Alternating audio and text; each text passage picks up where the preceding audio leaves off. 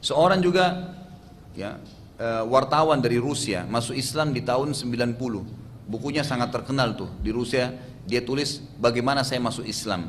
Ternyata pada saat terjadi peperangan antara pasukan Rusia, pada suatu hari pasukan Rusia itu menyiapkan pasukannya yang paling luar biasa, yang dianggap ini pasukan ya pilihan, dengan tank-tanknya, pesawat tempurnya, helikopternya, dengan jumlahnya yang sangat banyak. Itu akan berhadapan dengan mujahidin di sebuah tempat yang terbuka padang pasir dan ada gunung-gunung batu di situ. Wartawan ini berada di pasukan orang-orang kafir karena dia masih kafir.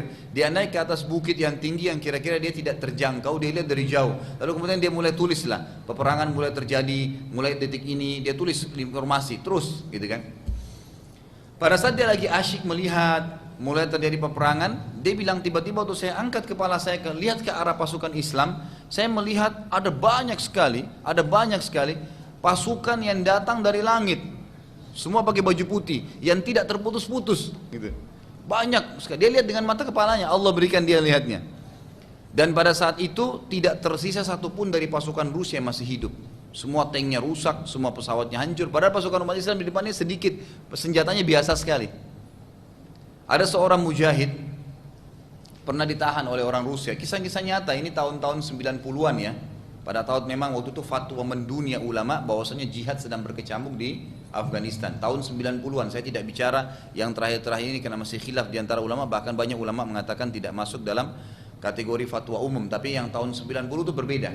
Ada satu orang lagi ditawan gitu kan oleh orang Rusia, pimpinan Rusia. Lalu orang Rusia ini bilang kepada mujahid ini, sebelum saya bunuh kamu, saya ingin tanya kepada kamu satu hal. Kira-kira apa yang membuat, senjata apa yang kalian buat, yang kalian pakai sampai bisa menghancurkan tank-tank kami? Sementara setiap mujahid yang ditangkap itu senjatanya yang paling canggih. Itu ada sebuah senjata dulu namanya Kalashnikov. Itu senjata yang paling dianggap luar biasa bagi muslimin, bagi mujahidin. Bagi orang Rusia itu paling biasa, senjata yang paling sederhana, gitu kan. Jadi masih banyak dari atasnya. Tapi kok bisa setiap mujahid ditangkap pasti itu senjatanya? Bagaimana bisa senjata ini jatuhin pesawat, jatuhin helikopter, ngerusak tank-tank? Si mujahid ini kisah nyatanya, dia pikir dia pasti akan dibunuh juga kok. Dia bilang gini, jangankan senjata-senjata kami ini, pasir kalau saya ambil, saya lempar ke tank kamu bisa membakar. Si pimpinan Rusia bilang, pasir kamu bisa bakar tank saya? Dia bilang iya. Buktikan, kalau kau bisa buktikan, saya tidak bunuh kamu. Dia bilang baik, tapi saya mau sholat dulu 2 rakaat. Udah, sholatlah dia. Dalam sujudnya dia berdoa begini. Ini dia kisahnya sendiri kisahnya. Dia bilang, ya Allah, sungguh engkau tahu aku hanya ingin menakut-nakuti musuhmu. Dan engkau tahu ya Allah sunnahmu, tidak mungkin pasir bisa bakar tank. Gitu. Tapi buktikan ya Allah kebesaranmu. Udah, selesai salam dengan penuh keyakinan dia akan dibunuh nih, selamat atau mati. Diambil pasir, dia bertakbir, bismillah Allahu akbar, dilempar ke tank, terbakar. Dan luar biasanya, api di tank ini loncat ke tank sebelah. Bakar lagi sebelahnya. Manusia bilang berhenti, gitu kan. Disuruh berhenti. Udah, kamu bebas gitu. Ya. Jadi tanknya sampai terbakar dengan pasir, tidak bisa dibayangkan bagaimana bisa terjadi itu, gitu kan?